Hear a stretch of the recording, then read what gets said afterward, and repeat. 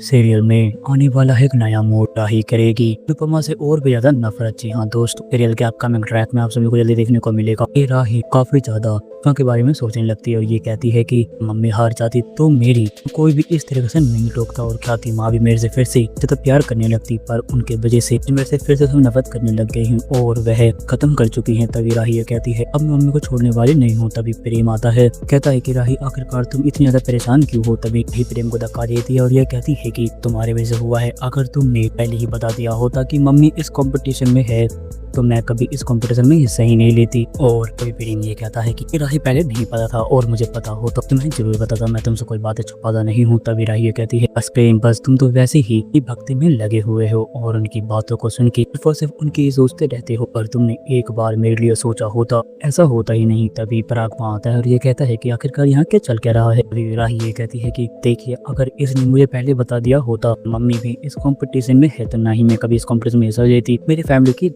वो होती इंसल्ट। तभी आगे कहता है कि राही अब तुम ज्यादा सोच रही हो, तुम्हें इन सब चीजों को सोचना नहीं चाहिए, तुम्हें सिर्फ अपने करियर पे ध्यान देना चाहिए और जो तुमने बोला है कभी डांस नहीं करोगी उसको भूल जाना चाहिए। तभी राही ये कहती है कि नहीं पापा, मैं डांस आपके बाद कभी नहीं करूंगी, और जो मेरे पापा के नाम की इज्जती हुई है, आपकी इंसल्ट हुई है, मेरे अनुज पापा की भी काफी ज्यादा इंसल्ट हुई है, उसके लिए मैं कभी अनुपमा जोशी को भी माफ नहीं करूंगी और उसको सबक सिखाऊंगी जो उसे पता रहेगा। तभी राही ये प्लान बनाती है, मेरे दोनों पापा की बेइज्जती हुई है सिर्फ और सिर्फ अनुपमा जोशी के वजह से। तभी प्रेम संभालने की कोशिश करता है पर राही बिल्कुल भी नहीं संभलती है और ये कहती है कि प्रेम अगर तुम्हें मेरा साथ देना है साथ खड़े रहो, वरना तुम मेरे से दूर हो जाओ, वरना मैं तुम्हारे साथ गलत ना कर दूं। तभी राही ये सब चीजें बोलती है और प्रेम काफी ज्यादा डर जाता है और राही ये प्लान बनाती है कि मैं अब अनुपमा जोशी को बिल्कुल भी छोड़ने वाली नहीं हूँ और मैं उन्हें ऐसी जगह पहुंचा दूंगी तो उनका वापस आना भी नामुमकिन सा होगा, क्योंकि उन्होंने मेरे पॉप्स की, मेरे पराग पापा की और मेरी पूरी फैमिली की इंसल्ट करी है, को इस तरीके से नहीं छोड़ सकती हूँ। तभी राही अनुपमा के पास पहुंचती है और अनुपमा राही को देख के काफी ज्यादा खुश हो जाती है और ये कहती है कि मेरी बेटी से मेरे पास आ गई है। तभी अनुपमा को गले लगाने जाती है, तभी